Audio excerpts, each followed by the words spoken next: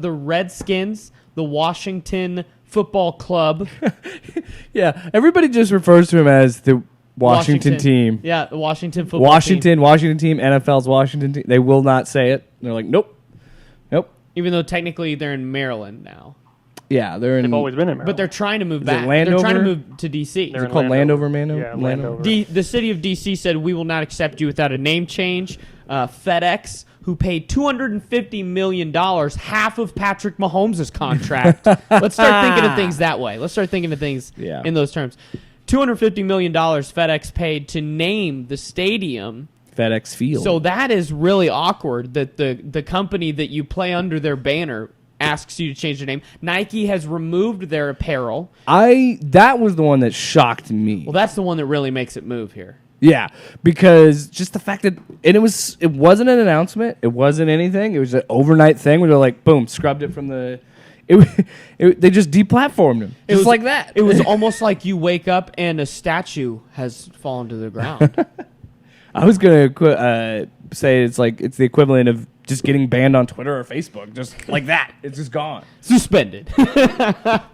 Pulling Alex Jones, you know. But we have 3 minority owners that are looking to sell their stakes because they're unhappy with how Dan Snyder has run the team. This is not they'll stay if the name stays. They'll stay if the name goes. That was not made clear here.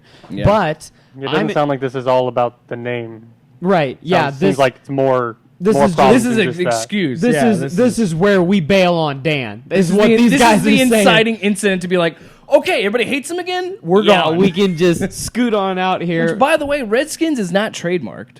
They don't have any of their stuff trademarked. They lost their trademark a couple years ago. Wow.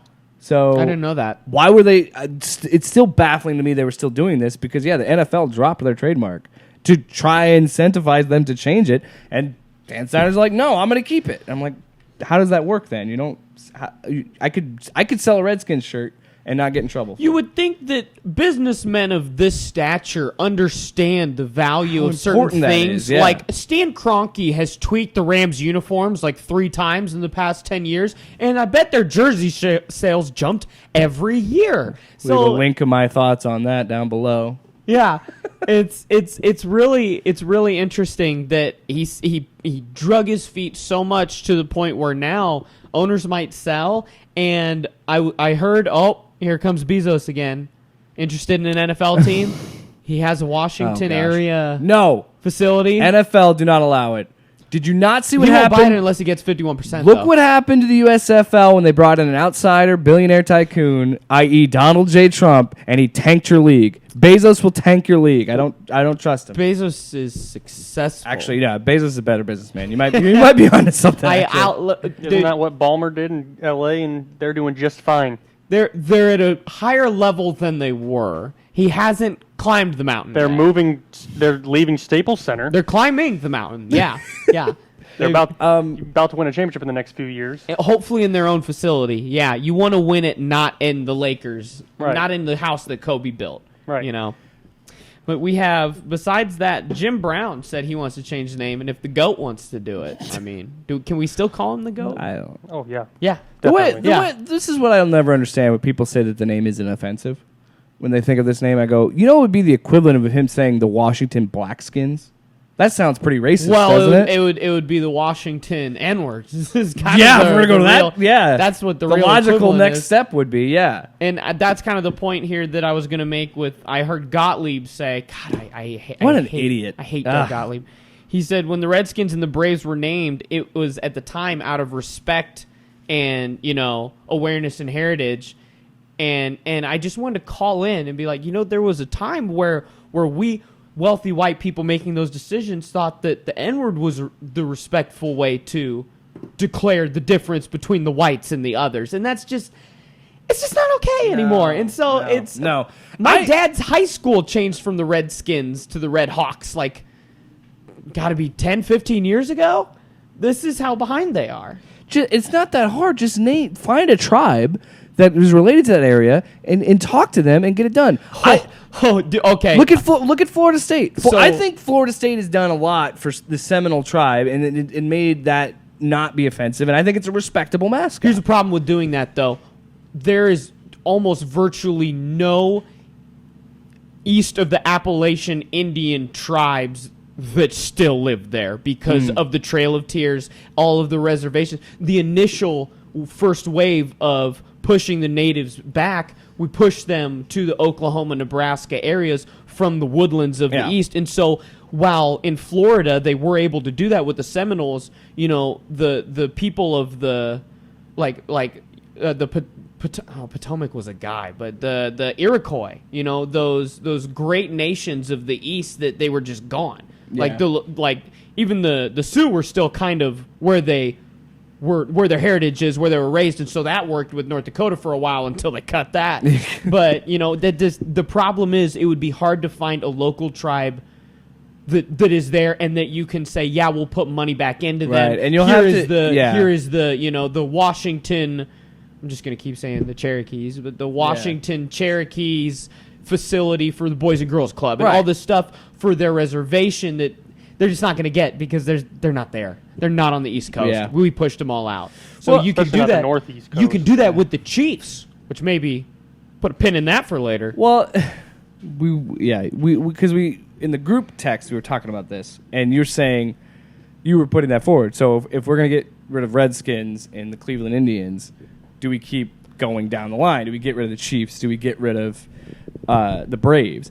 Yes. No, I don't think so. Because I think there's a certain I wouldn't get I mentioned again. I wouldn't get rid of the Florida State Seminoles. That's I wouldn't because get rid of they that. have an agreement with the tribe that is respectful, where the tribe is used. That is the actual I don't know if he's elected, but the leader of the tribe is the guy that rides out on the horse. That's not an actor. Yeah, that's really a member of the tribe. Yeah. So you're saying they have to do that, what you were just described, with some sort of philanthropy or helping with the Indian reservations? You know who doesn't get canceled? The Utes. You know who doesn't get canceled? The Blackhawks, because they found a way to do it respectfully. While even the Blackhawks logo is pretty similar to the Redskins. Yeah, it's kind of which maybe you could find a way to do that. At least it's not the cartoon that Cleveland uses. Yeah, that is ridiculously racist, and I cannot believe they got away with it for so long. You can buy shirts that are Cleveland Caucasians. Or they could do the C with the two, is it tomahawks in the logo? The cross tomahawks for Chicago? They could make that their main logo, I guess. But, I guess I could see what you're saying, where Florida State did more and did philanthropy to help, and the Utes do that as well. But there's just two that are just extremely racist, and it's the Cleveland Indians and the Redskins. They are blatantly racist in my mind. I mean, how do you get Braves away? aren't much better. With you talking about the tomahawk the chalk name is stuff? respectful, but the tomahawk and everything else where you got. But Florida State does it. So how does Florida State do it? Because of their stuff that we're going down a weird hole, you know? Yeah. The only thing that I see as necessarily offensive is probably the tomahawk chalk that they do in Atlanta. I don't see the Braves as being that offensive, I guess, as a name. But when they do the chant and the arm forward that they do all the time, that stir up a whole pot of crap last postseason. You heard about that for like 2 weeks when the Cardinals and the Braves were playing, because one of the Cardinals players is from an Indian tribe, is where he lived for 18 years, and he said that was offensive. But he never said anything about the actual name of the Braves, which I don't know if that just never came up. But he was offended. He thought that it was offensive, the tomahawk chalk. Or chop, whatever the hell it's called. Right. Yeah. With Braves, it is kind of almost like the Warriors, which is it. But it's still, there's a difference, and part of the difference is I doubt that any native people in Atlanta got any type of kickback or anything. While there were the rich getting richer off of the namesake and the likeness and all of these things that they're using, and I think that still is the difference between like we keep going back to Florida State, but Utah as well, and the Fighting Sioux, that they just seem to do it in a more aware way than we're the Braves. What's your connection to the Braves? The worst, which Braves? What?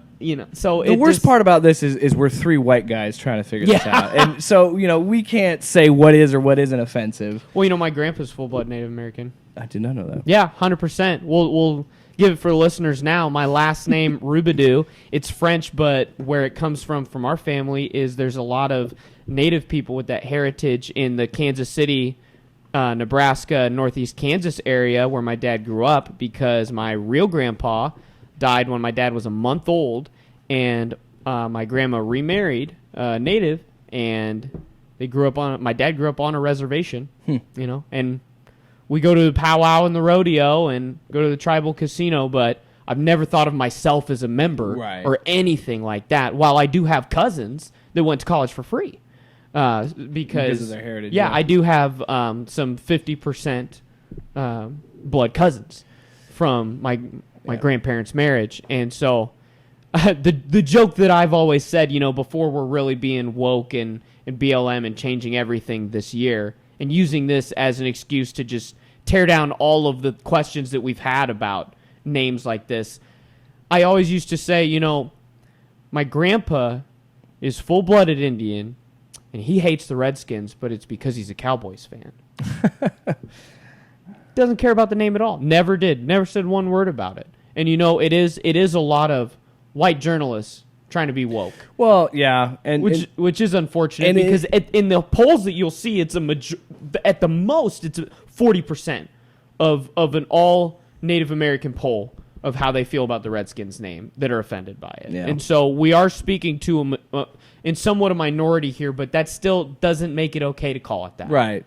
And it is another thing to think about. I think it was Bill Maher that was saying that we can't culturally appropriate being mad about racism. We can be mad about racism, and we should be, but we need to listen to the minorities that actually would be affected by that. So that is a good example of, we're three white guys. We can't judge what is or what isn't offensive for Native Americans. Right. It's not our place to say. But I just think when you look at that logo for the Cleveland Indians, and how do you not think, man, and he's bright red. It is really, and it's literally on their sleeve that they're like, hey.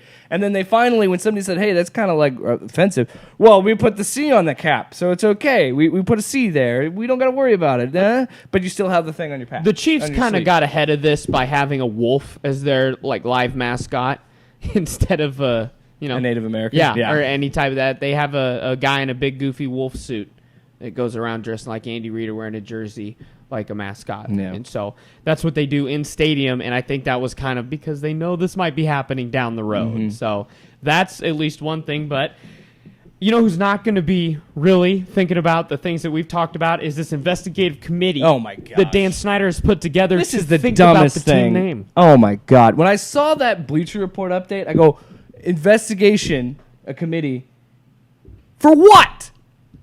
To figure out a name? Is that what it is? Because if it really is an investigation, all the investigation should be is that, not of you don't need a committee of people to be like, hey, we should change that. Reading between the lines here, I think this is his last brainstorming session. This is his Hail Mary. You guys are locked in this room until you find a viable excuse or way that we can keep the Redskins name, colors, logo. I feel like that is the main purpose of this committee behind closed doors. And if they come back and say, dude, we just got to change it, then you just got to change it. Well, I don't know, because I saw Ron Rivera said in the last couple of weeks that he's been talking with Schneider about possible new nicknames. Like the riverboats. Whatever. But Rivera's been talking with Schneider, it sounded like, in the last few weeks about viable names. He is such a company man, though. He has always just been. He's a soldier. He goes yeah, absolutely. I bet he's a great head coach. Mm-hmm. I would not worry about him saying anything that I didn't want him to say. But what really ticked me off was thorough review. Yeah. That verbiage. It doesn't need to be that thorough. We've been reviewing this for years. We've been talking about this for a while. It has been reviewed. It is time for a change.